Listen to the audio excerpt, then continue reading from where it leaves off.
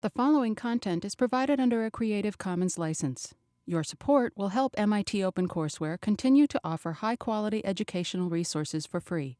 To make a donation or to view additional materials from hundreds of MIT courses, visit MIT OpenCourseware at ocw.mit.edu. Welcome to the Center for Advanced Visual Studies. I see lots of familiar faces here, so it's great. My name is Larissa Harris. I'm the Associate Director of the Center, and if you are not familiar with what we're doing, I'll just tell you quickly. We're a project-based residency program here at MIT. We produce new work with artists over the long term, and we also have studios for graduate students, and also some local artists, and we also have visitor series. This is one of our visitors. I'm just going to tell you a very short personal tale, and then introduce these ladies. Can you speak up a little louder, please? Yes, I will speak up. How's that? Much better. Okay. So I'm just going to tell you a very quick personal story, and then hand the mic over to Rachel and Johanna. We're going to try to go without a mic, but there's a mic there if necessary. So 10 years ago, I was hired to answer the phones at PS1 Contemporary Art Center in New York, and I knew very, very little about art at that time, except that I felt good being around it. And I enjoyed being at PS1 because I kind of tell that other people there felt the same way about it. They just sort of felt good about being around art. Now, it had just reopened after like 3 or 4 years of being closed, and there was art not only in galleries but all over the building. I'm sure some of you saw that show. And so there was an object in the hallway outside of my office, outside the main administrative office. And it was just to give you a quick physical description, it was a kind of framework, like a kind of open framework for a podium or a walker. That's just like one way to describe it. It was hammered together out of what looks like ends of 2x4s, and it was painted, very thoroughly painted with a dark blue slate sparkle. It had wheels, like the wheels you might have on a coffee table, and it kind of had a tendency to wander because of those wheels. And it was its title was Studio 54. So this was a work by Rachel Harrison from 1996, and I saw it all the time. I saw it like 20 times a day. And every single day for what must have been a year, and it produced a very particular feeling in me, which was as if my understanding was trying and failing and trying and failing and trying and failing and trying and failing to add up all of its components, sort of perpetually trying and failing. Its shape, its relationship to the idea of the pedestal, the wheels, its relationship to utility. What is it? It's not furniture, but it looks useful. I don't know. It, its color, its title, its convenience. I could wheel it out of the way if necessary. Like, in what world do you need to wheel a sculpture out of the way if necessary? These components simply just would not resolve. And so it lived, basically, and it continues to live inside of me. And the best, maybe the best artworks, or maybe this is a sculptural thing, have this engine inside that generates a kind of positive, sustained state of non-understanding. This is something sort of essential to learn about art, and a piece of Rachel's taught it to me.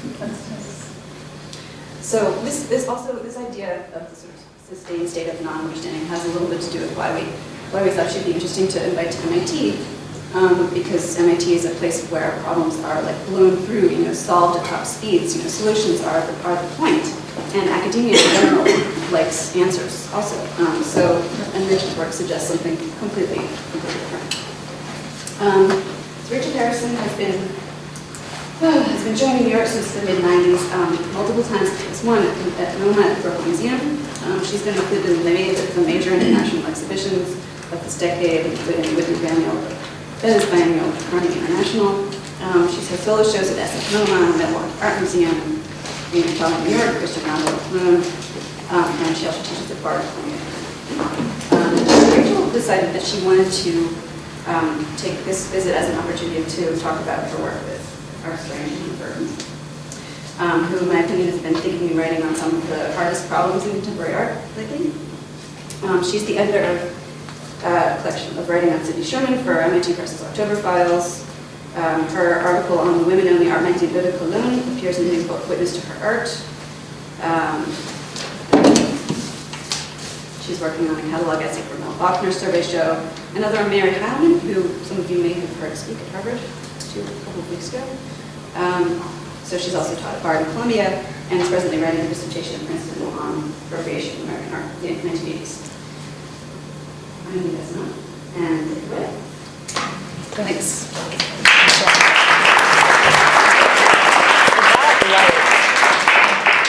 Can we, first of all, I want to thank Larissa. That was a really nice introduction. I've never heard that story before, so that's good to know. And always when I give a slide talk, I sort of have to edit down all the work. And now I'm like, oh, I could have brought all the pieces that were on wheels, because wheels have come and gone throughout my work. I've made different sculptures of wheels, and I've thought about a certain kind of mental mobility. So her whole description of that was great. So speaking of moving around, is there any way to not have a light shining in my face?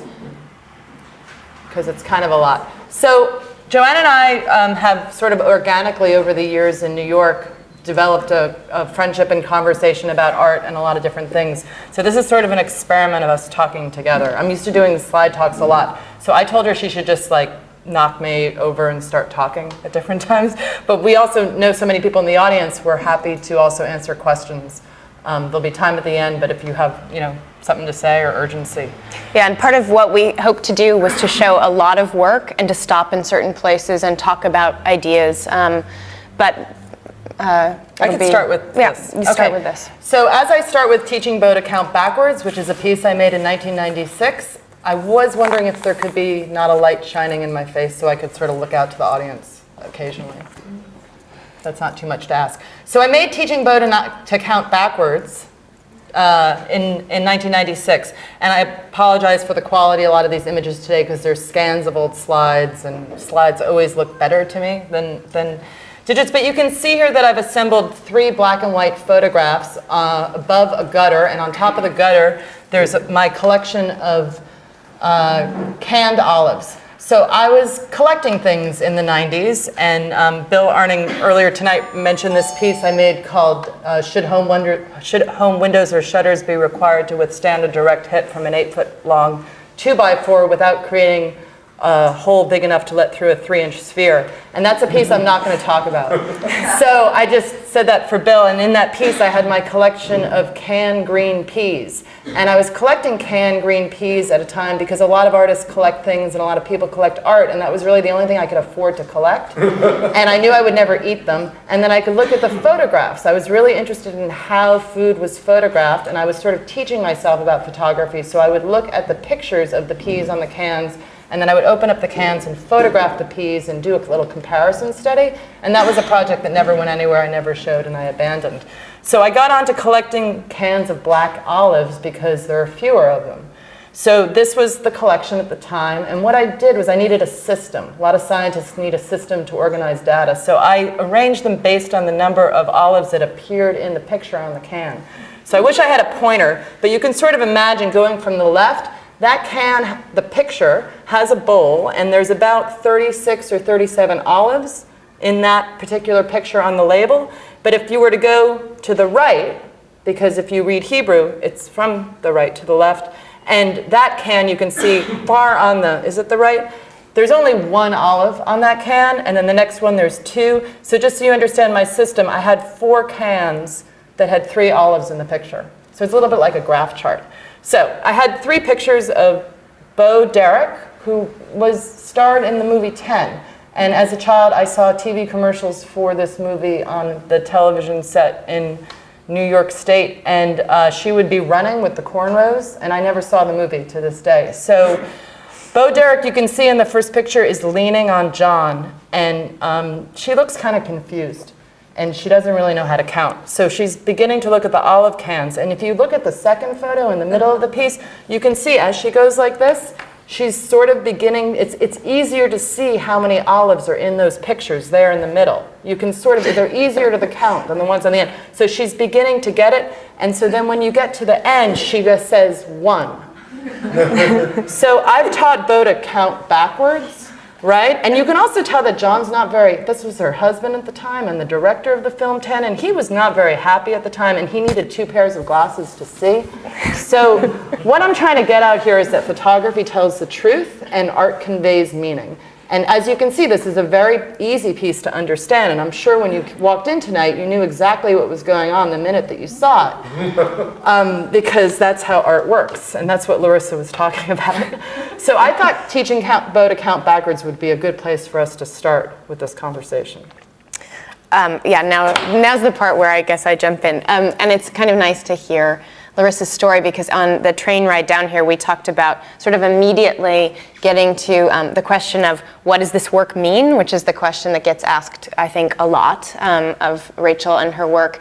And we kind of came up with this this conversation that we've been, I think, pursuing for a lot of years, but how do you talk about the fact that it doesn't need to necessarily mean one thing to one person? And the story that Rachel just told is something that is, I think, quite helpful to hear and very interesting, but you would never actually know when you walked in. It's very, very much a kind of internal process. On the other hand, when you actually walk up to the shelf, there is a kind of logic and you can figure it out, and there is a systemicity also. But what the work means is no less, I think, no less complex and no more spelled out. So I think part of what we want to talk about tonight is meaning and the problem of critics and audiences feeling like they have to walk in and know what they're looking at.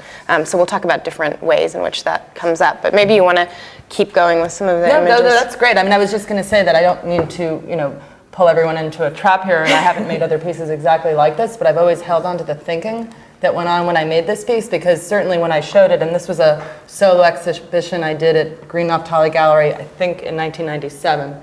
So the piece was made a little earlier, but then included in this solo exhibition. And so you can sort of see the works that were in the show, that they all are on purpose, all different. The piece that Larissa is referring to, the Studio 54 piece, is that you can sort of see there's silver casters. It's that cube-like rectilinear frame piece. That's Studio 54. It's painted in a bright metallic blue, and it's on silver casters. And I titled that because I was thinking about a kind of cheap and false glamour. Mm-hmm. And that something else over the years, how titles have either given more meaning to my work or taken the meaning in another direction. Like, I feel a title is an object.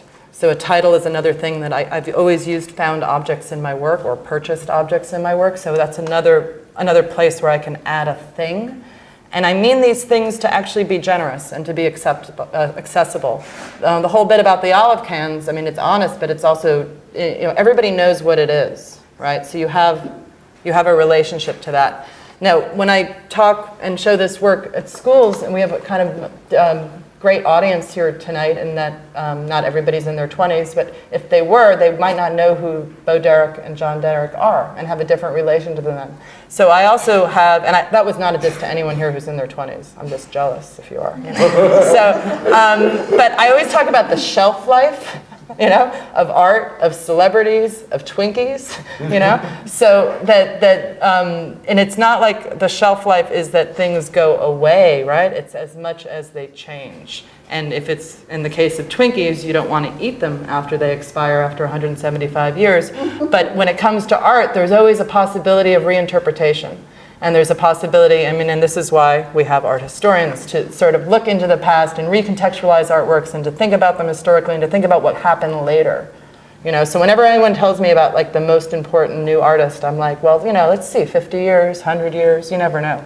So this was a solo show called Patent Pending Beveled Rapsack, which was a found title. Most of my titles were found. It came from a Simplicity pattern book, and I'm not going to talk about all the pieces because it's too much, and I want to give you a chance to talk. But that's Nigel. Someone gave me a found photograph, and they gave me a photograph. I have to stop. And anyway, it's of the LIE under construction, the photo in this work. So it was fading. I knew it would continue to fade.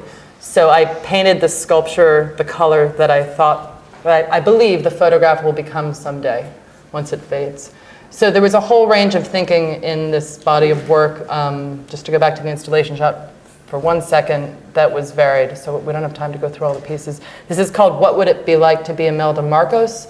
The view on the right is the front view, and the view on the left is walking around the side. So the photograph is embedded in this object, which is made of paper mache. It's about 3 feet tall and 1.5 feet wide. Can you talk a little bit maybe about the different ways, especially in the installation shot, you can see here that you've experimented with different kinds of shapes and interpretations of sculpture. In other words, like things are leaning against the wall, things are small and squat on the ground, things are actually hanging on the wall. People have talked a lot about sort of the way that that you're a sculptor, maybe a sculpture too, but a sculptor who kind of plays with forms of representation in other ways and reference. So maybe you can talk a little bit about that. Okay, so, and I'll move along to another body of work, another solo exhibition, because some of these forms, especially the blue one, which is actually Studio 54 all grown up in a way, and lost its wheels, got a walker. That had a wireless remote doorbell on it. But with this body of work, this piece, and the one that I want to talk about more is Bustle in Your Hedgerow, there were some ideas about referring to something that we call minimalism without making any comment. I don't consider myself a post-minimalist. I don't think my work is about minimalism. I don't think my work is about sculpture. Right? I hope, I don't know what my work is about, but I'm interested in the experience of art. And I'm interested in the experience of people walking around things, which is why my works often had pictures and have objects on different sides. So in that way, I feel related to an artist like Richard Serra, who would never call himself a minimalist. So does that help? No, it helps a lot. And I was just thinking about the kind of the shifting scale and the shifting expectations of the viewer in each of these pieces, because I was looking at particularly, we're past the work now, but the sort of leaning, the idea of something that leans. Nigel, yeah, right. We don't have any leaners here. And there are no leaners here, but on the other hand, there is an expectation to walk around, although maybe not the expectation of an image of Liz Taylor. So maybe we can talk about sort of the embedding of an image like that and why you were attracted to somebody. I mean, I know the story of, you found Liz Taylor in the tabloids, right? And this was after something sort of traumatic and awful had happened to her. I'm sure one of her many crises. Maybe it was a lie. Maybe it was a lie. Yeah. But maybe the way in which the kind of surprise of representation works in an image like this would be interesting to talk about. Or scale and the body. I mean, in terms of the referent being minimalism here, being a form that may be familiar in terms of an idea of art history, of being a non-referential object. That geometry and form and scale and the way that Tony Smith made dye related to his body, right? Different artists would have different ways of addressing how big or how small something should be. And here I was really allowing the form and the images to play off each other. Right. So it was a different way of thinking about scale and about thinking about mass. So Joanna's right. I found the pictures in the National Enquirer, and it said Elizabeth Taylor was suffering from insomnia and was wandering in her garden at 5 a.m. And I had the photos for a long time, just like stuck on the wall and then in a folder and about to throw them away. But then Princess Diana died, and I was all worked up because photography had killed Princess Diana. So these photos took on this other really emotional meaning for me. I mean, besides being invasive, the poor woman's in her nightgown in her backyard. What's she holding? They said a Danielle Steele novel. They said what book? No, she's holding. I can't see. She's holding a book. It's paperback. A book. Oh yeah, can you not see that? It's a paperback. Yeah, no, I don't know the quality of it's. No, it's my eyes. What book she's holding? I don't know. But maybe also this is interesting in terms of the shelf life question, or at least for me, then the question of how. A representation of olives on an olive can is fake, it's artificial. But then these women, there is a kind of interesting play between the shelf life of, say, gender and the shelf life of a product. And I was thinking about, you don't have an image of it here, but Frumpy at 35 is another, is it Frumpy at 35? 38. 38, sorry. Yeah. Frumpy at 38 was a recent piece, also tabloid driven, where women are not, Julia Roberts, Frumpy at 38. Frumpy at 38. It was from an old People or something. Yeah. In Touch. Yeah. But it does seem to be a kind of interesting way in which certain kinds of objects age and others perhaps maybe don't. And come in and out of fashion. Like we're having a moment, right, or we have had a moment that I think is just past in the art world in New York where, black shiny things and very clean geometric things seem to be really popular. I don't know. I just felt like I'd go around and everything was black. Looked good, you know? Black and shiny. Looks good. Yeah.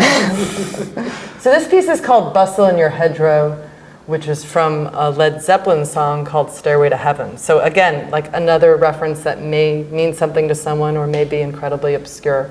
But the bustle in your hedgerow was also a way of me thinking about a disruption. You know, the word bustle just sort of lends itself to that. And this is actually not black. It's painted a really, really dark green. And you can sort of peer over it. So in terms of this thing, I was interested in physicality in the body and then embedding these pictures that, you know, to some people might have some kind of emotional resonance to this thing that's supposed to be austere and reductive and industrial and cold, which is one way that people talk about minimalism. So it's really all these things coming together. But it's interesting to think about Sarah here too, because of course the way that he would use in Tilted Arc or something, a kind of splitting of space so that the body had to travel differently that was meant or argued to be generative and interesting. People got really emotional and upset about it and wanted it torn down. So, I mean, there are ways in which... Tilted Arc was the one, because I have a really strange feeling about public art sometimes, because I don't really think everybody should like art or be interested in art. I'm really more for like, art is this thing that some people like and some people don't like, you know? I mean, I don't want to be brought to a football game, honestly. It's like, it's fine. So with Tilted Arc, I had some sympathy for the people who every day had to go to work. Go around it, yeah. I really did. You know, how it was handled and discussed and all that kind of stuff is more complicated. But well, it's not. I'm pretty sure that Sarah didn't put it there so that everyone would love it either. So there's actually something interesting about the interference of a work of art and how that operates, I think, in a certain way. And what is public. And what is public, Yeah, and in college, I absolutely hated Richard Serra because, you know, his work killed somebody and he was this big macho guy and I was interested in feminism and, you know, he was an idiot. And it's taken me a long time to sort of, I mean, I liked the work, but I had this kind of dual relationship with it. So it's a good segue. It's a great segue, yeah. Another, as you can see, I only show my work in one place. It's like all the floors are the same. So this is another solo exhibition, and it was called Perth Amboy, and we've moved ahead now to 2000 or 2001. And thinking about Sarah and thinking about space, this is one ideal view you might have when you walk into the gallery. So I took a bunch of standard pieces of cardboard and folded them. So the pieces of cardboards are mostly 4 feet by 8 feet. Some of them were cut smaller. So this would be one possible way of entering into the gallery. And one of the effects that I found from this installation, some of the things that my friends and people told me, was that they were really aware of their body after walking through it because you could just knock over the cardboard. So it was actually quite fragile, quite impermanent, intended to be, you know, kind of nothing. Right. But at the same time, because this was maybe the beginning of a moment of design in the art, like, no, design is better than art, or at least it looks better. So I was also thinking for a moment, like, well, these could be design objects. It could be a series of sculptures or a series of design objects.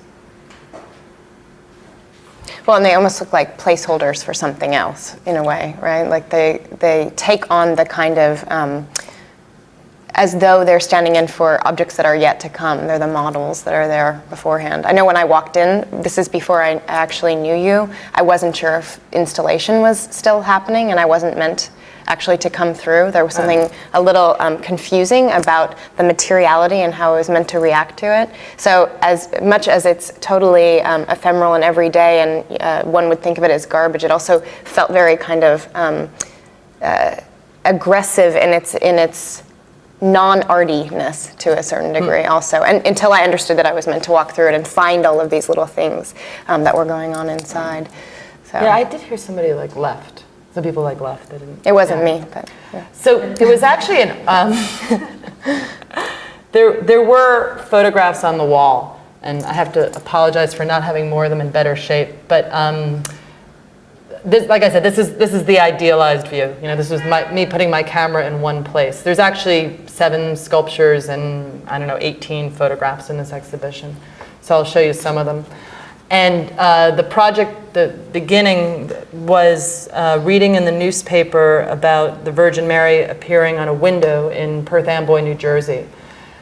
And so I read about it in the Times, and then like one day I woke up and I didn't know what to do with myself, so I was like, okay, I'll just drive out and see that window, and you might as well grab your camera on the way out the door. So, so this is the window. It's actually the window to the left where you see the hand pressing against it. And this is a slightly different, I mean, this picture was in the exhibition, but I'll show you a few more that were more focused in their seriality. So what had happened was, very religious woman lived in the house, and there's a long story. Her son was injured and this, but then he got better. But then there was this spot on the window pane, on the glass. And she believed it was the Virgin Mary. And so for this reason, there was suddenly one of these, sort of word-of-mouth pilgrimages where lots of people were coming to the house. And they were allowing people into the home. They didn't charge admission, and people would come inside the house and they would touch the glass. So the guy on the right in the middle pane is the son, but the person whose hand is up pushing against the glass is an anonymous or a stranger, a visitor who was coming. And the reason why I got on the local news in New York is that by the third week, there were really lots of people standing around this house for a long time. So by the time I went and took pictures, it had already been on the news, and there were a lot of people there, and it was very comfortable to take pictures. And I sat across the street with a 35mm camera with a telephoto lens, and a lot of people were taking pictures, or they'd be like, "Can I look through your camera? I want to see closer to it." So that's also why there's a cord across the picture. Actually, some of my more real photographer friends were like, well, why didn't you climb on the roof so you wouldn't have that electrical cord in front of the window? And I really thought about that comment. Those are the best kind of comments you can get from your art. And I was like, well, I'm really distant from this event. First of all, I'm a Jew, I had a bas mitzvah. So it's like, what do I know about the Virgin Mary appearing on a glass? I'm a voyeur. I believe photography records the world. I'm not somebody who could have an idea and stage a picture. I don't have ideas anyway. I respond to things. So that extension line, the wires between me and the window became increasingly important. So here's an image where somebody was pressing the photographs up against the window. And here's an image with another hand. So there were, I think, 18 photos in the show documenting the window and documenting different people. And with the exception of the first one, I think only 2 faces appear in the whole series, because I wasn't really interested in the people, I was interested in the hands. Because what I was trying to do was connect my experience to this experience. So the first thing I was really interested in is, how do you see something when it isn't there? And I thought, oh, hey, abstraction, Ad Reinhardt, Barnett Newman, all these painters I love, right? Abstraction. How do you see something that isn't there? Or what do you see when there's something there that might not really be representational, but it becomes representational? I went and photographed the house on two consecutive Sundays, I think 2 weeks. So you can see in this picture, and I'm sorry about the image quality, that the hand has sort of removed the colors. There's actually, you can see it's darker around the hand, because from all the touching, what they did was they took away the picture. Right? All this participation took something away from it. So that became really interesting to me, and I thought, well, how can I relate this to my life? I'm somebody who makes things with my hands. So in terms of focusing the project, it was really about me making things.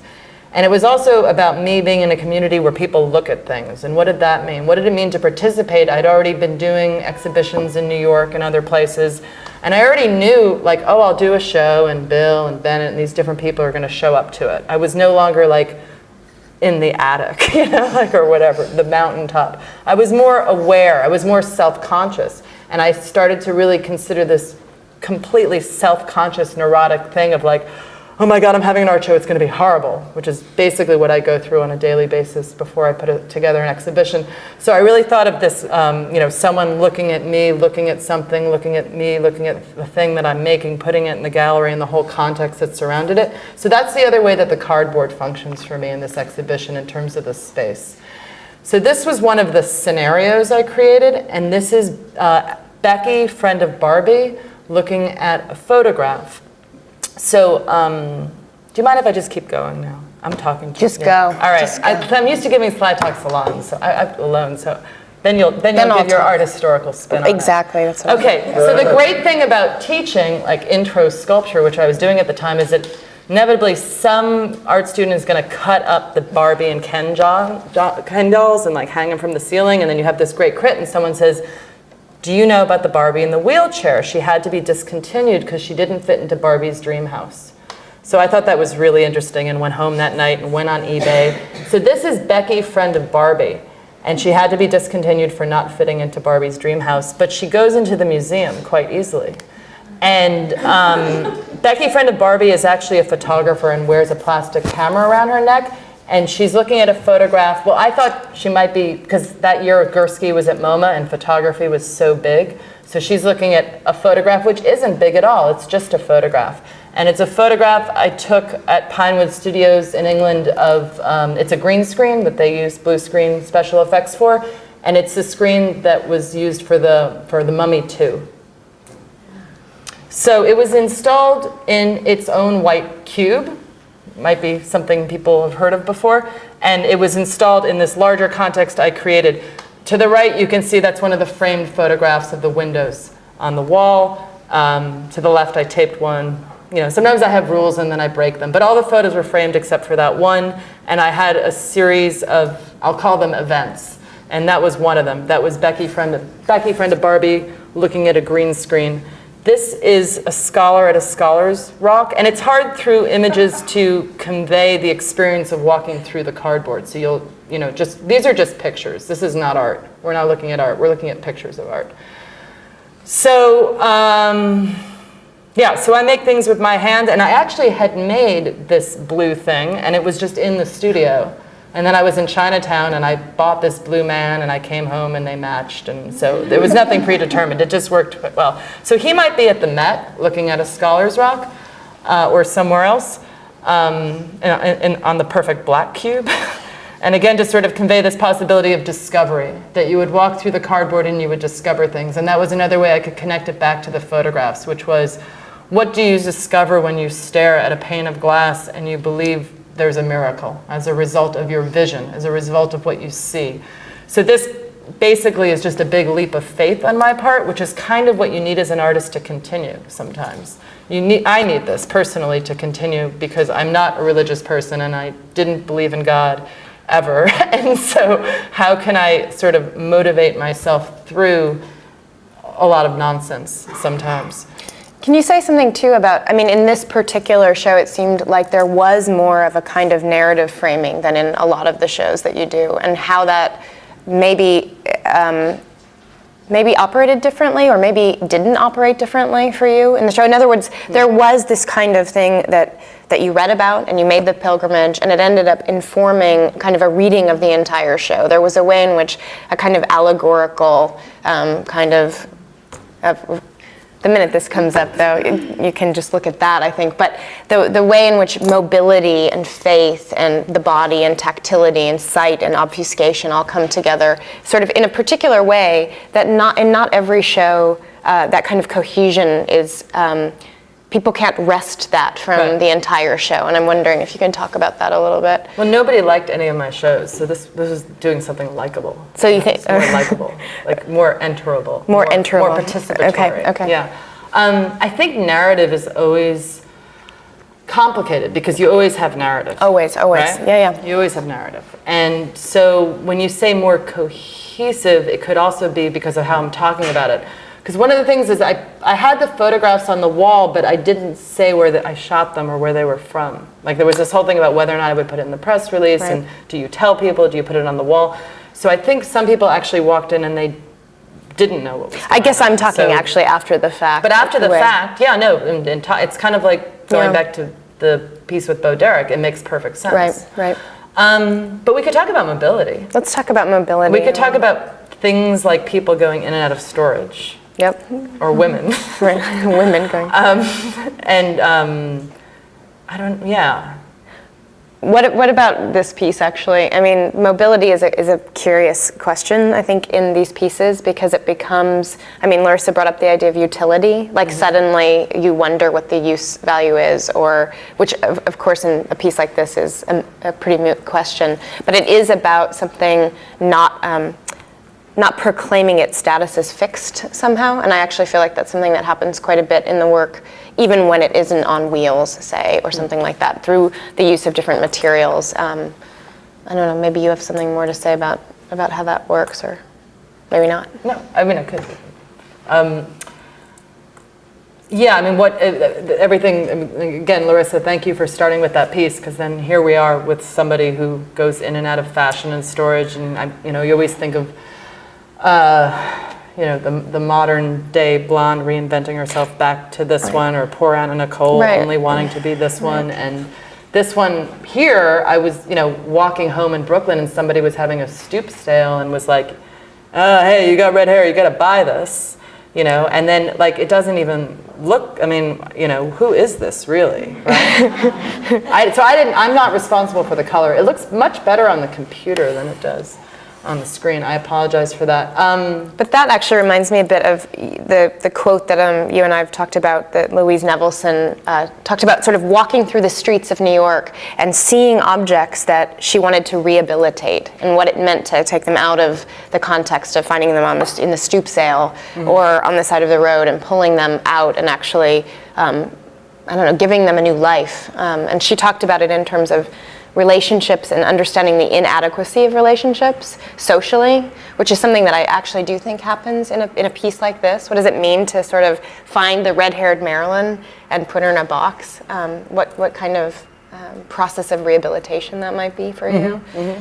Well, and also I thought it suggested a lot of possibility for rejection. There's a lot of rejection. Right here, that she could go back in the Staples box. And she was meant here, in terms of overriding narrative, which I generally reject in my work, is that she's the viewer for the whole show. Because what I had, and this was sort of an unidealized view from the back of the room, is that the scholar and the scholar's rock, and this is the back of the Indian looking at the sunset. I had all these people, right, or figures or stand-ins for people looking at abstraction.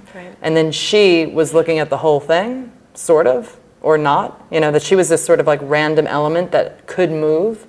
I moved her around a little bit. She was the mobile viewer. She was the with mobile no viewer. legs or arms, Yeah. Or something. Yeah, if I was at MIT, I could turn her into a robot or something like that. So this is just another sculpture in the show. I was thinking about Jeff Koons' puppy, which I really love, of flowers, very, very large sculpture made of flowers of a puppy. And so these are the puppies looking at the puppy in Rockefeller Center. But I would never be that literal or call it that. I'm just saying this is what, just to get through the sake of the slide. So it's an office envelope, something out of nothing.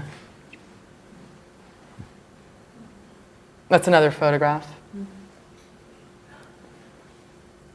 Yeah, I'm trying to, I can't, I'm quick on my own, but with your questions, I'm trying to get back to this narrative idea. The reason I asked about narrative is because I generally feel like there is this kind of hope for a story, usually, or a story or explanation, or that there's something to connect to as a viewer or critic, or we move to genealogy really quickly. People want to talk about minimalism, or they want to talk about, Duchamp, or they want to talk about, different ways of kind of grounding the work. But you also seem to, as much as you evoke them and it's clear that your work is responding to them, to also find ways of deferring that as being the answer. And in Perth Amboy, there is this kind of interesting leaning towards a narrative that everybody can have some access to, but at the same time I don't feel like it necessarily gives an answer either, although that is one show where lots of sort of vision between objects is going on at the same time as the viewer is trying to look at things. And there does seem to be this kind of encircling logic that happens, I think, differently in other works. So I always just found myself interested in that as a moment where an actual story gets told or circulated, and I think it got written about in most reviews talking about the story of Perth Amboy. I think there was always a kind of interest in recuperating that story, even though to look at that you almost can understand that it's a kind of faith-driven image just by the fact that there has been this rubbing, which you can actually really see. So the idea of abstraction and image representation kind of fluctuating seems to be kind of interesting there in terms of what you're saying and how narrative disallows that and also allows it. That's exactly the part I was interested in, though, and still am now and was before in terms of abstraction and representation. Yeah. I mean, that's well articulated. Right, and I think that goes through all your work in a sense. I mean, I'm more interested in that than the story. I know. It's easy to tell the story because Yeah. it's something easier to talk about. Right. You know? Right. Even in the photos I brought up today are from a photo series that are on view right now in New York. And there's 57 photos in the project, and it's called Voyage of the Beagle, which is the book that led to Origin of the Species. So it's Darwin's journals that he went on the boat when he was 22, and he was just writing down what he saw. So it sort of lended itself to a photo series title of Things I've Seen. So I just excerpt, and the reason why I'm pointing out the photos that I brought with me today, and this is the actual size of them, and because I was thinking about this photo is because I've always gone back and forth between sort of taking pictures, sort of making sculptures, sort of putting some photos on sculptures occasionally, but then I had to stop doing that. You know, but I actually hadn't taken any pictures between this project and that project that I used in art for whatever reason. It's just like nothing called out to me. And this thing with abstraction is probably why, because I've become increasingly interested in abstraction. I think it's always been there, and I've always pursued it as one element in my work, to be in conversation with something else. Because that's another thing. What does it mean when something abstract talks to something representational? Right. That's what I meant by the scholar and the scholar's rock. Right. Right? But that's also the mise en scene in terms of you looking at them and, Right. and calculating that. And it's a certain kind of communication. I also think it's interesting that you turned in these photographs specifically to digital photography, right? Because it actually tips into abstraction so much. The way that you talked to me about it, there's a kind of precision that's also really imprecise about digital photography that lends itself to abstraction. So that some of these images they're all obviously representational, but they're also very easily abstract, kind of abstractions at the same time. When you get up close to them, the way that spatial elements work and things like that. Because of like the digital noise Yeah. and the color, and they're all point and shoot and no computer manipulation, and kind of some of them look kind of crappy. You can look at them afterwards, but you know, crappy can look good. So so we'll talk about those more in a little bit. Yeah. How are we doing for time? Where are we on time? Well, we should be moving right along. Okay. So, but this is that's the door, or the old door of the gallery, right there on the right. So that's where you enter the show. So you could have, like, Joanna entered the show and see all this cardboard and just like run out of there, which happens, that's fine. But you could also have gone, so everything I just showed you is behind this piece of cardboard, behind that door, right, on the other side of the cardboard, not behind the door. So you could also go in and see the whole exhibition with all the photos and objects and then exit out that door, or you could look around here and see the thing that you just don't understand, which is a pile of drinking straws that I put there deliberately behind the cardboard because I wanted to. Because I didn't, you know, it's like I have a real frustration with, and it's probably already come out a little bit. And I didn't come here to complain because was very excited that Larissa invited me to MIT because hey, it's a nice school with smart people and all this kind of stuff. But sometimes there's limitations within the confines of how art is supposed to function and how it's supposed to be, and all this explaining and all this talking, and this gets back to some of the things that we want to be more proper in discussing about meaning, right? That I should tell you what it means all the time because I'm making things for people to look at, and then that always begs the question, well, do you have to look at it? Like, you don't have to look at it. You could turn on the TV, you know? So I'm fine with that. So this is a piece called The Honey Collector, and it was made in 2001. I was not interested in exploring minimalism, but I was very interested in kiosks and public spaces that displayed information, where you could put something up, tag up your poster for your lecture, your band practice, ATM machines, stands in supermarkets that are made out of cardboard that have too many images on them. Those things interest me a lot. I like to take pictures of them, but I don't do anything with those pictures. I just like to look at them, and I like to walk around them and think about all the information. So I hadn't collected anything for a really long time. This is 5 or 6 years later. So this was my honey bear collection. And I always say that like making art for me, or looking at art is akin to, well, I don't know. I wanted to say something about the supermarket. I'll just start with that. So the supermarket is a really great place if you're a formalist to look at color and size and shapes and different contrasting forms. The way advertised kind of competes with itself, even when it's very similar. Cereal box design interests me. So I went to the supermarket to buy some sculptures. So I bought some cast bears. And one of the things that was really interesting in the Honey Bear collection, and the piece is called, well, I don't want to call it the Honey Bear collection, but anyway, the piece is called the Honey Collector, but that's really more about being active. But anyway, they're all the same bodies, and they just have different labels on their stomach and different tops. So that's what interests me. I don't know if it interests anybody else, but I was interested in this kind of branding that goes on with people in their clothing and people with the art that they hang on their wall. Like, do you collect goth or do you collect minimalism, right? Those are the two choices. So then we also have a picture of Marlon Brando taken off of a fan site. So it's Marlon Brando's eye. And then on the right, I'm sorry, I don't have a detail of this. It says, reliable cat sitter will take care of your pets and other small animals in your home. And I hope you can tell that it's one of these do-it-yourself pieces of paper where you rip off the phone number at the bottom, and that really interests me. I want to know who made the first one. Does anybody know? Seriously. Like, what year was that made? That you could, I mean, it's just such brilliant advertising. I mean, you just need a Xerox machine, or you could do it by hand the way this person did. So this piece has 3 sides and 3 experiences, and that was something that interested me in terms of also maybe compelling you to walk around a thing and to consider different experiences simultaneously. I never knew this. Did you steal that, or did you just make your own? Did you steal the cat sitter sign? Okay. Because there is this really interesting thing that I always think about in terms of your work about kind of the clandestine. Like, I always wonder if you steal things, like some of the pictures that you take on the sly, or you take. No, I didn't take any of these on the sly. None of them are on the sly. I didn't take any pictures of people, so I don't. Right. I actually don't like pictures of people. I don't even like looking at photography of people and like I like street photography and Walker Evans and stuff like that. I like Jeff Wall. He's got people in his but pictures. I don't mean slide. I like Jeff Wall's pictures when they don't have people. I like the one with the 2 tables and the octopus. I love that picture. But I guess I didn't mean of people. I meant just that, do you steal things? No. Okay. I didn't know if you ever did. I mean, when I was a teenager, I stole lip gloss and we got caught. So never again. Yeah. Why did you ask me that? Because I'd actually never asked you before where the sign came from. Oh. And so this is, can we talk about Blazing Saddles? Yes. Blazing Saddles.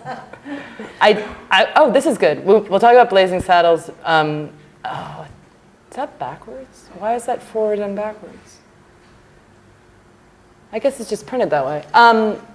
Again, sorry about the bad quality of the image. I went to a garage sale in upstate New York, and this was like, at the garage sale, they'll have the free box at the end of the driveway.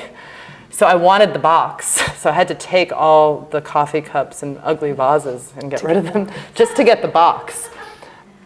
I really wanted this box. This box doesn't have a barcode on the bottom, so it's an antique.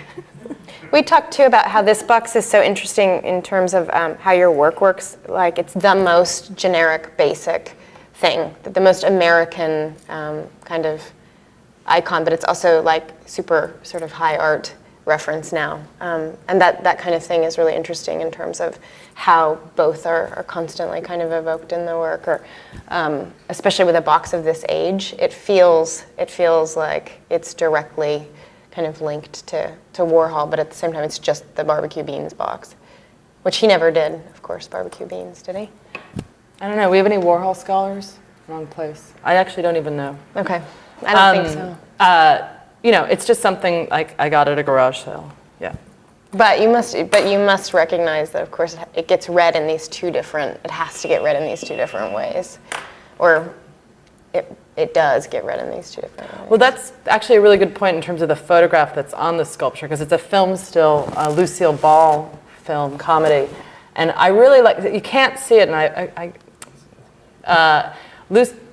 Lucy's been, it's not Lucy, it's not I Love Lucy, it's Lucille Ball in a movie, but she's been tied up. So she's being held, at gunpoint. right? It's kind of scary.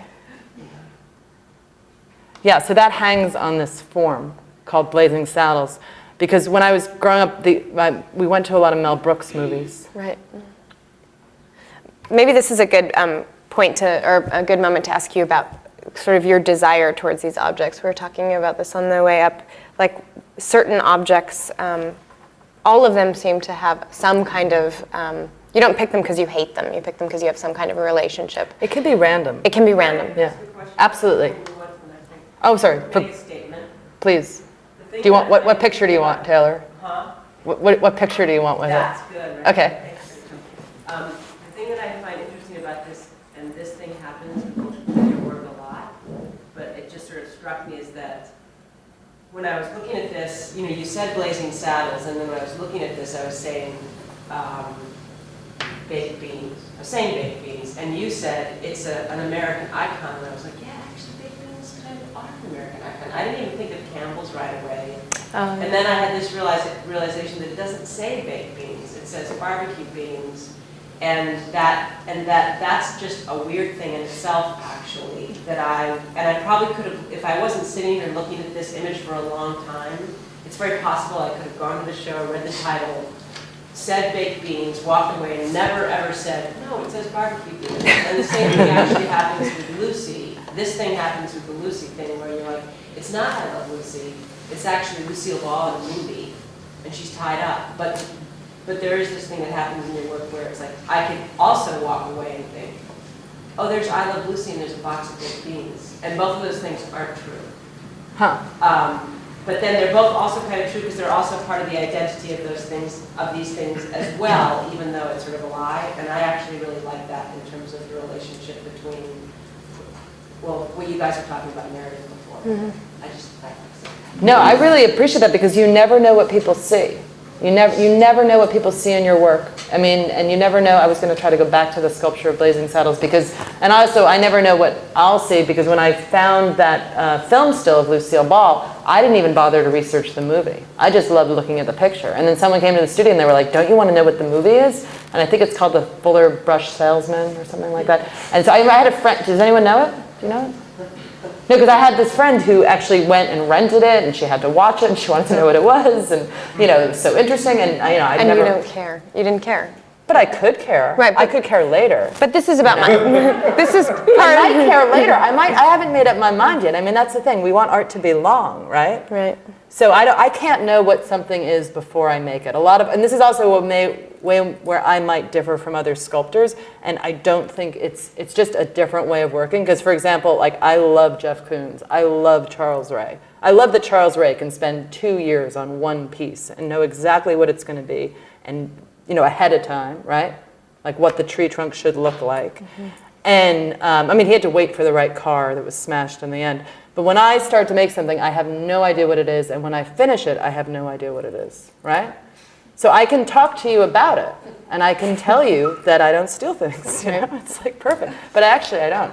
Yeah, so Blazing Saddles was also like the title came afterwards, but it tied it all together because of the humor and because this form, though it could be related to a bodily experience of building because of this bricks. It's got a hole on the bottom lower right there, so that could be the fireplace.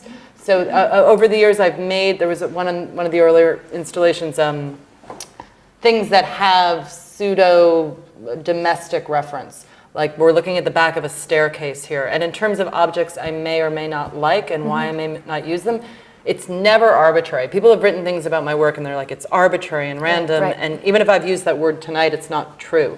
It's very, very, very specific. It is specific. Even if it came to me in a random way, I mean, my selection process is pretty, you know, it has to be right. So I'm not going to just like put something in there because it looks good. So underneath here, we have this wooden thing. And it's a staircase. I hope you can see on the right, it's a built staircase. And those are weightlifting magazines, sort of lifting the back of it, right? So something we haven't talked about directly tonight, and actually 2 pieces in this exhibition, which is an exhibition I made 3 years ago, so that would be 2004, are on dollies. So we'll go back to Larissa Harris's earlier comment. On the right, there's a package of doilies on a tall vertical blue form that's called Hail to Reason. And then the wood piece that has the pink form sitting on it, that's the room divider. That's on 2 separate dollies that are actually attached to the piece. So those pieces have mobility, and the staircase sits resting on the weightlifting magazines. And I was going to say the obvious thing that you can always say about my work is my interest in the base. If the sculpture is walking around, Donald Judd wanted it on the floor with the space of the viewer. Richard Serra's You Must Walk Through, other things you can look at. What I was going to say earlier about Jeff Koons and other artists who know what they're making before they make it, their work is often a picture, not an experience. It's about conjuring an image. Like I think Matthew Barney does this in sculpture. It's always an image. And I don't really work that way. So those are the 2 dollies attached to the room divider. What I did for this exhibition, I had already done a bunch of shows in this gallery, and there were some walls. And so it sounds dramatic to say I cut down all the walls, because I didn't. I cut down the walls that were dividing the space. So you can see on the right where you have the aluminum stud revealed. That was a wall that I cut down. And I'm showing you that as I go through the space just to show you what some of the objects look like. To get to a piece called Marilyn with Wall. Sorry about that. So I cut down some of the walls in the gallery, and I took the sheetrock and I leaned it in the corner, and I hung a photograph on it. And I do have a slide of the photograph, which I'll get to in a second. But I just wanted to go there with that, and I'll go back here for one more second. Walls have come and gone in my work, and on the left, there's a white square that I made out of cement and painted with acrylic and gold leaf, and it's a drawing of the Buddha descending the staircase. So that's the back of the Buddha. So this thing of like, I don't really mean to lead someone behind my sculpture and go, oh my God, there's a Buddha. You know, it's not about that, because I know you're going to go around to the front and look at it again and then come back to the back and then forget that you ever saw it, or, you know, return to it later on. But I just wanted to explain some of the works in the show, and then get to Marilyn. Oh, and actually, now you can talk about Cindy. Because in addition to the walls, I've used sheetrock over the years. I didn't bring a lot of pictures. Yeah, I did a really girly thing where when I was cutting down one of the walls, I made it all curvy.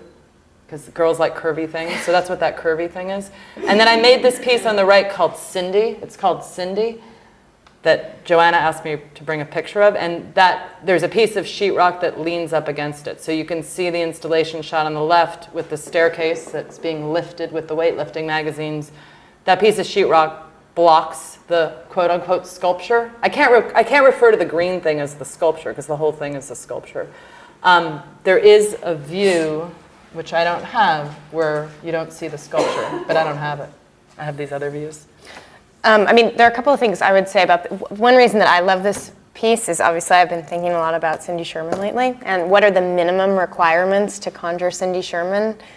I think that might be it for me. And there's something really great about that. Like, what does it mean actually to sort of embody an attitude towards an artist like Cindy Sherman, which is not entirely what this piece is about, but there is this kind of recognition that a blonde wig is kind of what she's about in a particular kind of way. But also, I wanted to just get back actually in terms of this piece to what you said about sculptors often working sort of in terms of the image instead of making a sculpture. Somebody like Matthew Barney, I think, is a great example. And we were talking before about the idea of kind of constructed meaning and the idea of sculpture, the way that you're making different kinds of pieces as kind of a very laying bare of a construction of making meaning, but not particularly so that it coheres as an image, so that it actually has to exist in space, which is why it's hard to look at these as images instead of walking around them and kind of communicating with them. And I think Cindy's actually a really great example of that in a way. There is a way in which you can think about it very iconically, but it's also about all of these different jutting pieces and the color and the tactility and also all the things sort of making a complete experience, but also we're suddenly like losing huge amounts of people. Oh, come on. It's late at night. I would leave. No, we're going to actually wrap it up, and you should never make your audience, I mean, they have dinner plans. All right. Okay, so I'm interested, like actually I have a new body of work in New York right now, which I'm going to show a few pictures of just to wrap this up, but I'm not going to talk about them. I'm just going to show you what they look like, and they're connected to the photo series. But with the new body of work, we were talking about this on the train coming up. For the first time, I'm getting all this Robert Rauschenberg. Like, are you making combines? And after showing my work for all these years, not being asked that question, I realized it's just because I have some stuffed birds in the show. So I don't know if it's conscious or not conscious. I know Ray was down there, but have you been down there yet? Okay. So you got a lot of time, don't worry about it. But I'm just like, I was just wondering if you had this like Rauschenberg moment. No one's ever asked me about him before, and I never knew why. And now suddenly I've got some stuffed birds, and it's all about Rauschenberg. But what I've been, what's that? He's having so many shows right now. He does? His name is on the tip of everybody's tongue. Oh, I didn't know that. And also because of the big combine show at the Met last year, Yeah. where suddenly they So people, because I've always loved that work, and maybe no one else ever bothered to look at it or something. Yeah, I didn't thought about that. He's having. I didn't see. I don't know those things. I'm sorry. I just know about Libby, because it's really weird that guy's going to jail. So, so what I was going to say is the way that I distinguish myself from the practice of the combine. I'm not making combines. Is that I'm really keeping things separate, and I really do think of more about Duchamp and more about the ready-made, even though my work doesn't look anything like that. I think a lot about Sherry Levine, another thing we were going to talk about tonight, but we ran out of time. But my work doesn't look anything like Sherry Levine. But you could talk for a second about that if you wanted to. Okay. But I wanted to say one more thing just to not. try to be a little bit clear about, there are 3 pieces to this sculpture that make a whole, right? This green thing, which is made out of a found table with an architectural form above it that's covered in something and painted some color, a wig, and a piece of sheetrock. And together they make one thing. And just to compare that to Rauschenberg, I feel like he's making this new whole out of the things. He's almost swallowing up the objects and spitting them out in a new form. Right. I mean, I know it's still a goat, but it's got a tire around its neck. Everything's locked in there. Yeah? I know that you're moving on quickly, but I just want to ask something, if you could comment quickly about your relationship to color. You keep referring to this as the green thing, as opposed to the constructed thing or the textured thing or the shiny thing. So I'm just wondering. Okay, though that's a great question. And also, before I made so much work, I used to talk about color a lot. I'm going to make the computer crash, but I did like the purple thing that had the honey bears on it. Around that time, most of my work was monochrome, and I guess this is a shift here because it isn't. But there's a blue thing. I was doing that because I was very interested in making abstract form, and I wanted to unify this form. And I didn't want my work to be about painting by painting on it, right? No, I mean, not to say, like, I don't think Anne Truitt is about painting. I think she painted sculptures. I love her work, but I don't think that's about painting, right? And even the way Judd used color, that's not about painting.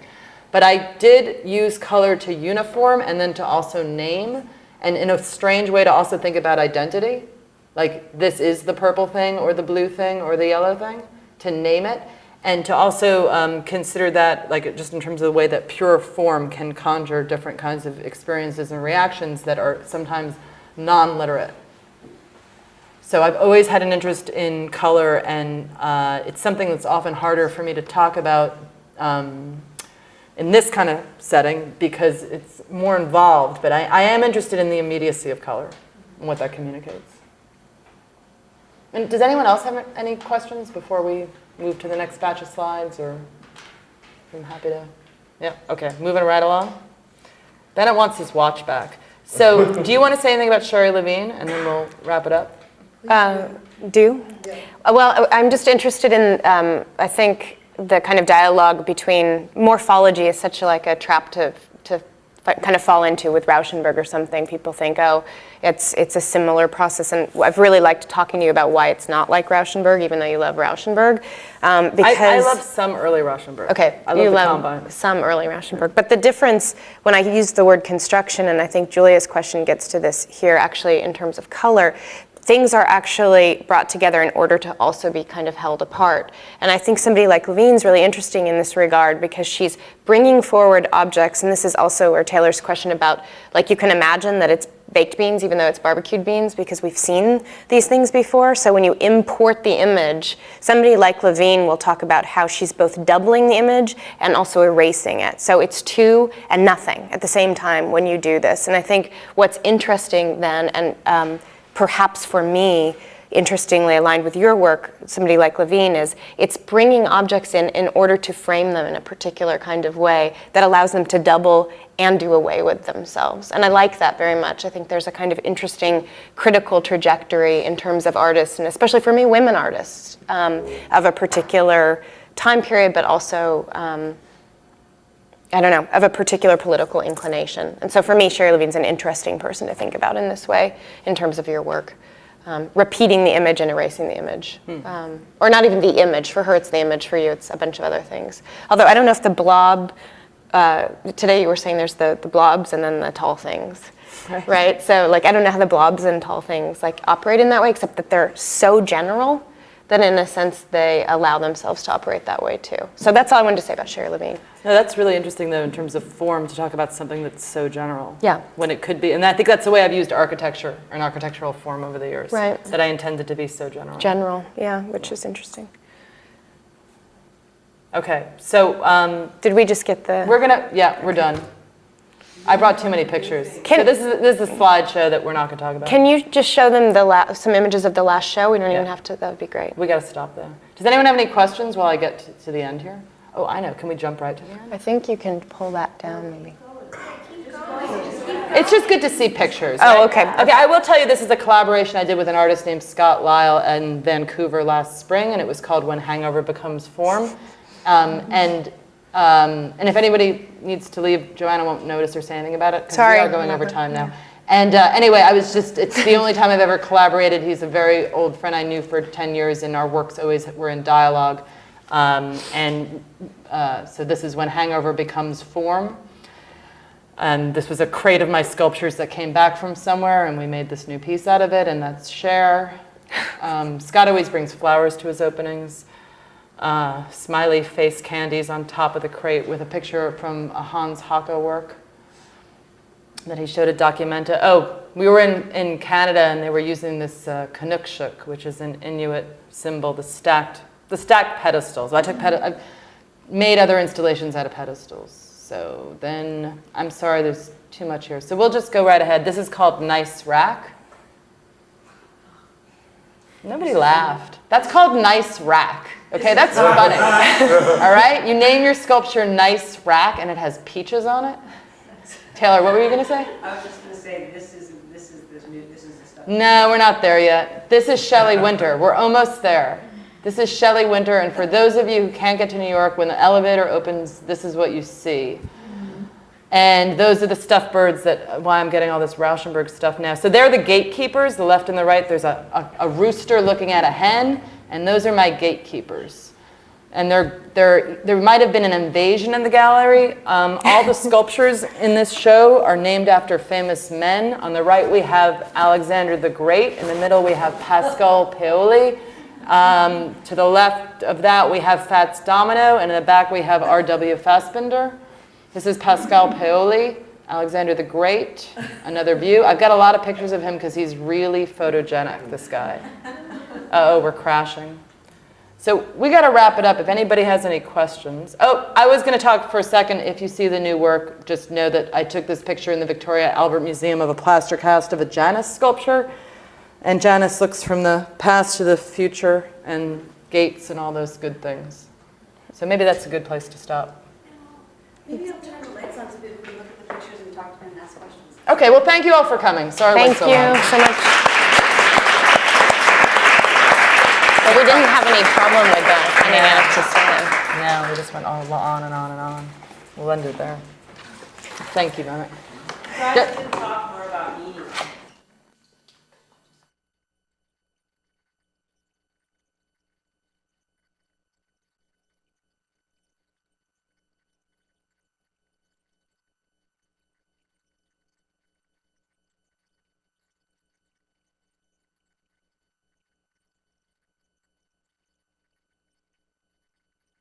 I've been sitting here the whole time listening to you guys talk about this kind of rush to genealogy, and I mean that feels very like that happens. That's one of the things that happens with young artists. It's one of the things that happens because of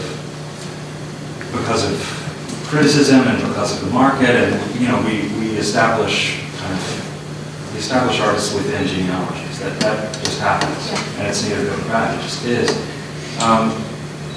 But there are so many other ways to talk about the meaning. There's so many other kinds of meaning besides our historical meaning, and I'm wondering if one of the most kind of like intangible and wonderful and kind of confusing meanings that I've always taken from your work is the meaning that kind of adheres to a word like attitude. So it's interesting that you mentioned that, when hangover becomes form, because the one word that's missing from that title has been replaced as attitude. I mean, and then in your work, like it's a vague word, attitude, but there, I find it in the color, I find it in the kind of surface, I find it in the kind of 70s references or the sort of pop cultural references, I find it in all these other places, and it's not our historical meaning. It's another kind of meaning, and it's not even formal meaning or formalist meaning. Maybe morphological is a word. I don't know. But can you say something about How it looks? No. Attitude? Yeah. Because that also comes back to time, right? No, but I mean, it's like Cy Twombly's had attitude when they were first made, and now they just look like millions of dollars. Is that true? Or they look like really tasteful things to put on your wall? Right? Yes, they can. So that consciousness of change and the shelf life. I am interested in surface. These sculptures more than the others, more than the monochrome works. These new works are brightly colored, and there are many colors on them, and they are to call attention to the surface. Yeah. Right? They are about locating on form places where different colors work together. I'm seeing if there isn't, but people used to talk about, in regards to Katie Nolan's work or Mike Kelly's work, they used to talk about abjection, or they talked about de-skilling, or they talked about kind of punk or something. Right. And I'm wondering, those are all kind of registers of attitude. Right. And I'm wondering, de-skilling, abjection. I think you have to be really smart and really skillful to think that up. Yeah. Well, no, I always found it really ironic though. The de-skill, like the whole early 90s abject thing, it was like, early Karen Klimnik installations were the most sophisticated things I ever saw, Yeah. It's like Katie Nolan de-skilled because she's hanging handcuffs on a bar. Yeah. Yeah. I never thought that was the right word, but it's a hook. Yeah. It's a hook we can talk about, right? And that in trying to construct meaning and also something that you want to communicate that might not be in language. It's funny, like I used to sort of go through this thing of talking about my work's relationship to language, and then I realized, in fact, the more I did that, the more I would trip myself up because I'm using language, and my work does have syntax, right? And then also the way these photographs are assembled in a line, that, that's how they're presented as one piece. There's a lot of there's punctuation marks, which are these prehistoric standing rocks I photographed that act as punctuation throughout it. So that is about conveying meaning when you think about language, right? Which is off topic of what you want to talk about is whether or not I'm punk, right? It's like, no, the attitude. I'm not interested in talking about punk at all. Right, but attitude makes us think. Punctuation, which is similar. Right. I actually think we probably agree. I think my point is that there's and I'm only talking about the artist. We got through so little in a way of, I'm talking about is precisely the way that you're kind of trying to articulate, so am I, the idea of meaning that isn't, that doesn't have to be articulated really succinctly. That's what I'm talking about. It's art historical or whatever. Right. Whether you're saying like, oh, that's what I saw at the grocery store, and oh, it's about pop culture. Right. It's the same thing. I'm just saying opening the space up for, like, especially when you get to like see the amazing kinds of things that happen between photographs or happen within a sculpture, or that's, so in that way, I guess I'm saying making your own meaning instead of necessarily being told or assuming a certain kind of meaning. So this isn't a like anti-intellectual thing. What about being at all? Oh no, I don't think he thought that. But what about being conscious in the same way that I was talking about the self-consciousness of making something, being conscious of the construction? Yes. They're like, oh look, there's a picture of Leonardo DiCaprio and an apple with a bite out of it. A fake apple with a bite. With a real bite. Right. Yeah. Did you have a question? I actually did. I brought up a sort of point. I was thinking about this question about meaning, and drawing it back to the Virgin Mary appearing on the window, because I think that what I see as a really interesting connection is the influence of desire, and how through desire people were erasing the image referent for the Virgin Mary, and it seems like a lot of this, there's a lot of desire to create and map meaning onto your work, and through the desire, erasing and opening a space, so you're pointing and you're subverting, you're pointing and you're subverting, and that it just makes sense to me that there's a connection to a faithful gesture with, through faith, erasing the Virgin, and then a faithfulness to an art form that opens into trust. I mean, it's sort of the connection, it's slippery, but I kind of see the way they're both working together in the audience interaction and the picture. I like what you're saying a lot, because I think there's a real generosity to Rachel's work that isn't often commented on. Actually, people want to sort of think about it as being, or I shouldn't say people. I've had conversations where people feel like it's withholding, and I actually feel like it's super generous. So these ideas of kind of faith, or what it means to be given space, and people's worry about what to do with that space, I think is quite nice. So I didn't mean to jump in, but No, I think nothing to it's, say, so that's good. yeah.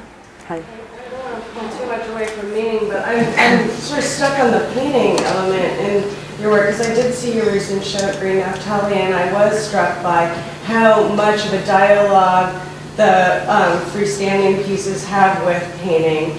And I've always noticed that paint is a really heavy material in your work, and color is a really significant part of your work.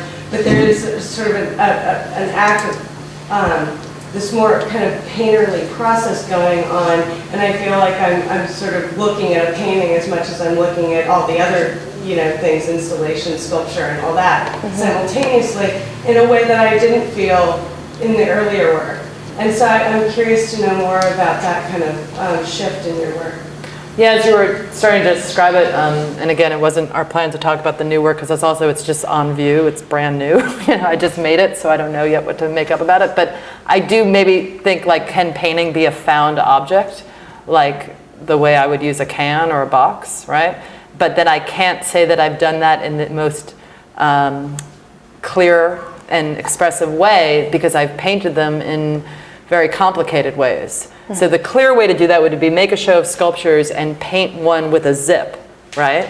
And then paint another one, like that's a nurse, like a Richter nurse, right? Like then it would be about painting, right? If I had this on different sculptures, right? But that would be someone else's work, right? That would be too much like an essay.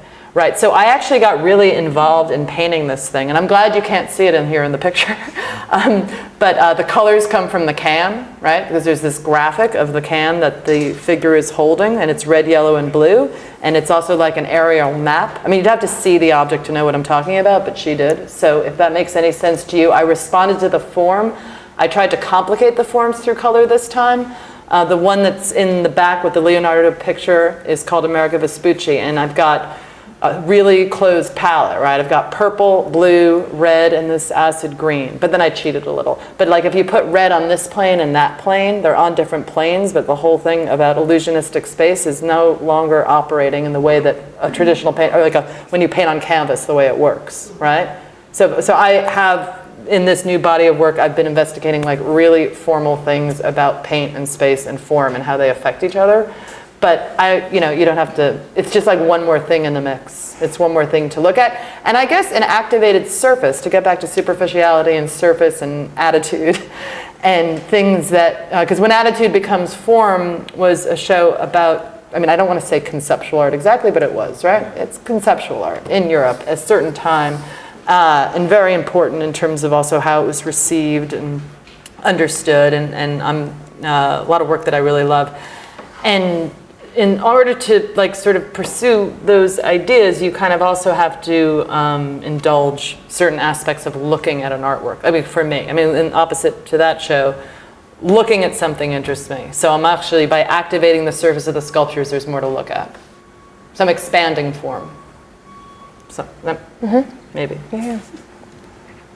There's somebody back Yeah. there. Oh, it's Linda.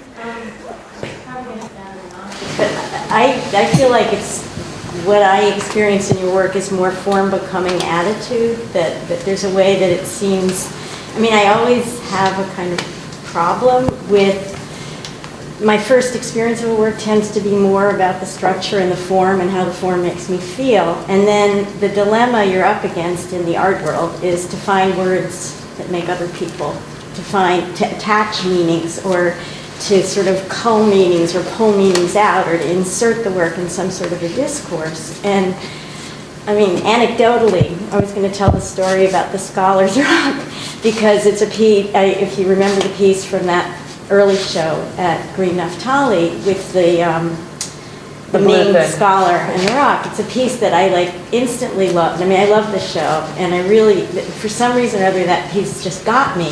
And what I found myself responding to was the forming, the shape of the rock, and just decisions about scale, the particular scale of that figure and the angle of his look. And I knew he was a found figure, and you know, Carol wanted me to look at the stuff that was still on the cube, the acetate that hadn't been pulled.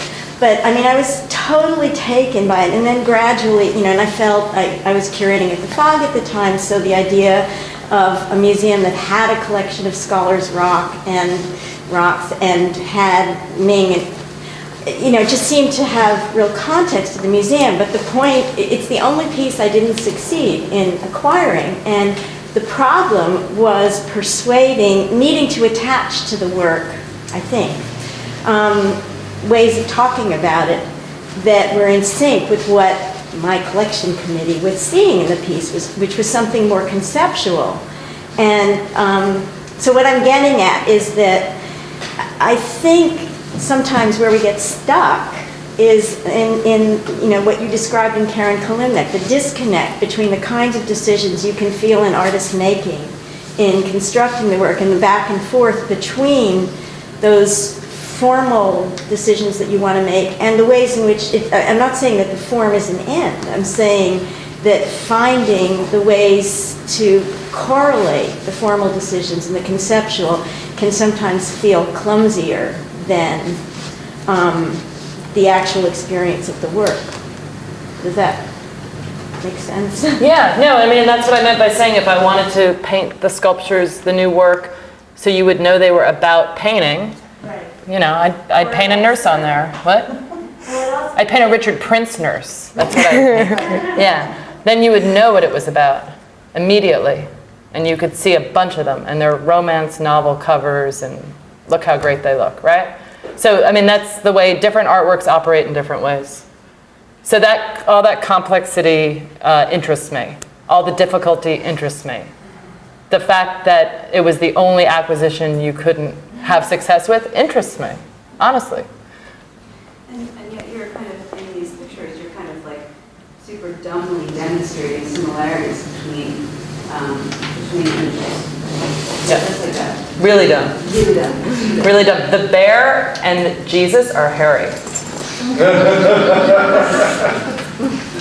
That's what you get from bringing a point-and-shoot camera everywhere, right? That's to Bennett's point about attitude, you know, dumbness. I mean, yeah.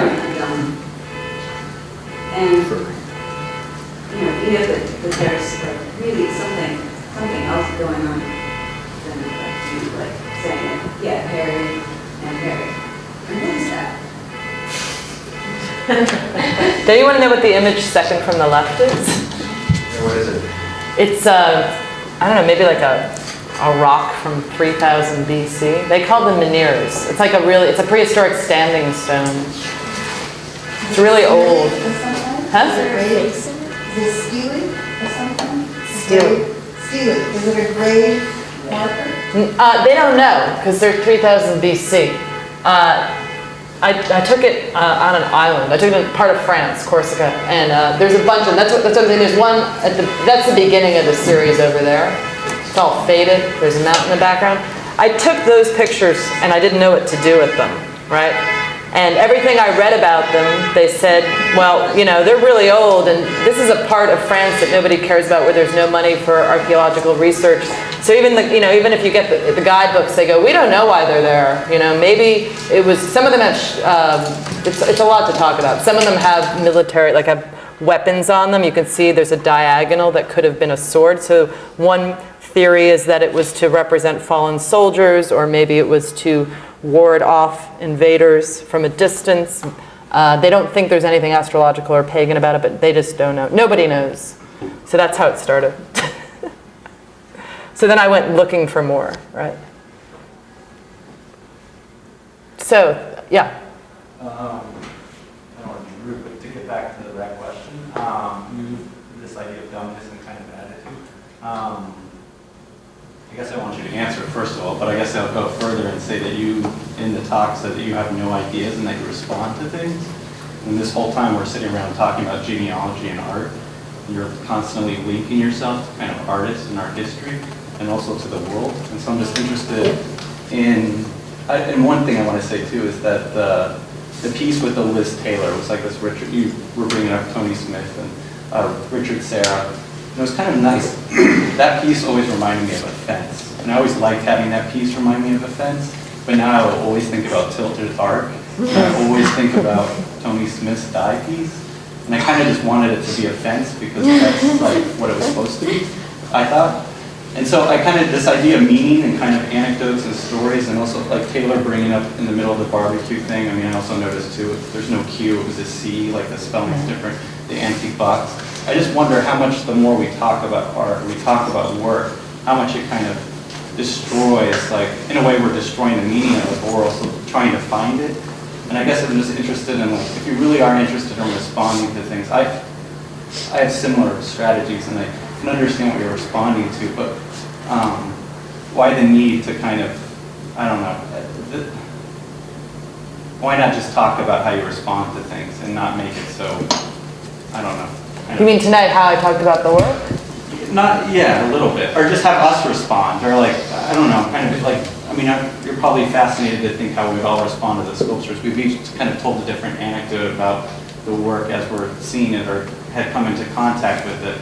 And I mean, I understand it is like partly this attitude. You have to kind of have that mentality to just kind of stay on course and make it through whatever the art world, you know, kind of making work. But at the same time, I just wonder, yeah, like, in a way, this like Heidegger, the being in the world, there's this idea of openness, right? And I feel like this work is very open, but then at the same time, it also kind of. So do you feel like the way I was talking about it, though, has been closing it down? Is that what you're trying to say? That it's no longer a fence? It's a little bit flippant, and so it keeps it open.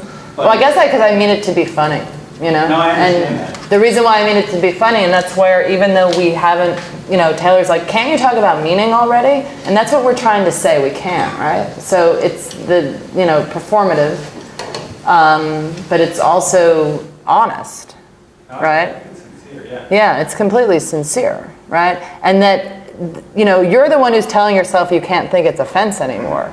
It's, you know, I never said it was a fence to begin with, you know? So it's like, I don't know where you get this fence thing.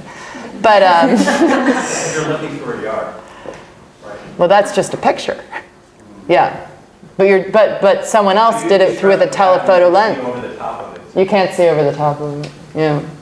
No, that's the thing. It's a hedge. It's like a hedge between, you know, but it's not a hedge or a fence. You just told me it was a hedge. I said it was about Tony Smith. Okay, so last year I was in the Halloween store and I got these Abraham Lincoln masks and I really liked them. So they've been in the studio, so I just put them on everything all the time. I mean, would that be a better way to proceed? I don't know. Like you said, just talk about how I respond to things. It's Abraham Lincoln, you know, it's a mask, it's a plastic mask of Abraham Lincoln. Ken? Or maybe questions. Questions? What do we see? That's hard. I'm sorry. Well, I want to hear your question, but just so you know, because I appreciate you saying that, it's really hard to walk into, there's actually a lot of people here I know and really like, but it's hard to walk into a group of people when you don't know people and have them talk about your work because you don't know what's going to happen. Not to say that I would be afraid about it, but it could also really go in a bad direction and you can't control it. You don't want to be rude. I mean, I'm being honest here in terms of public talks. And then also sometimes people have nothing to say. And then also sometimes people have come to hear the people who were invited talk. So then the other people in the room are like, well, I came to hear you talk, not everybody else say how they felt about it. You know, I'm just like explaining all the reasons why. I would love to know. What do you think of this? I like to move my glass. I mean, can I see the whole sculpture? Well, we don't have a lot of time, but yeah, that's it. Okay, this is Alexander Rupert. I mean, I haven't seen it in person, and as you said, this isn't the art, this is my picture, so I can talk about that. But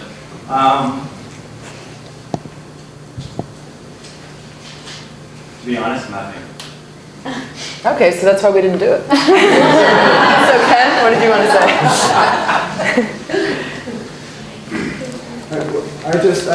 I wondered, do you have a sense that there's any spirit of mockery in what you're doing? Of whom? In this, what you're feeling when you said you put the Abraham Lincoln mask here. It's pure pleasure. Mocking whom? Like who? Myself? Well, I don't know of what. I mean, it would perhaps people who revere Abraham Lincoln might see it as a mockery of, say. Seriously? Yeah. I mean,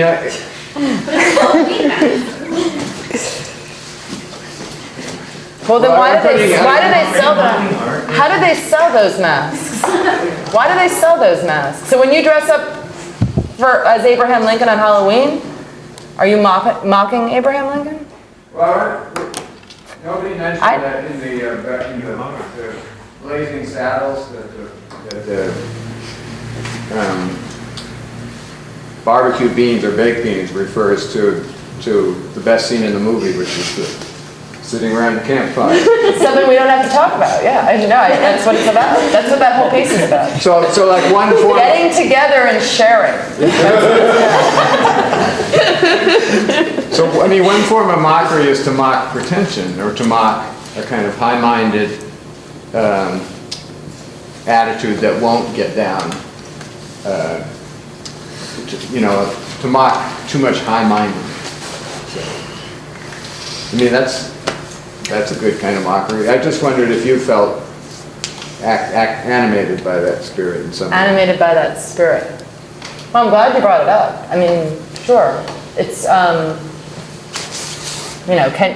mean, I obviously take my work seriously, right? But I don't want to take it too seriously, right? But I have sort of been through enough now to realize the sacrifices I've made to even make this stuff, right? So I must be taking it kind of seriously, right?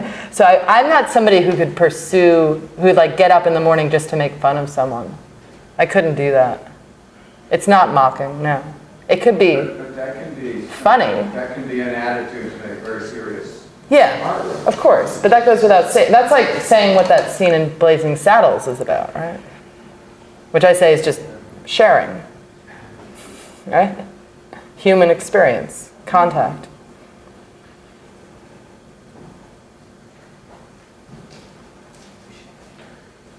Larissa, isn't that a great place to end? Yeah. Thank you all for staying so long.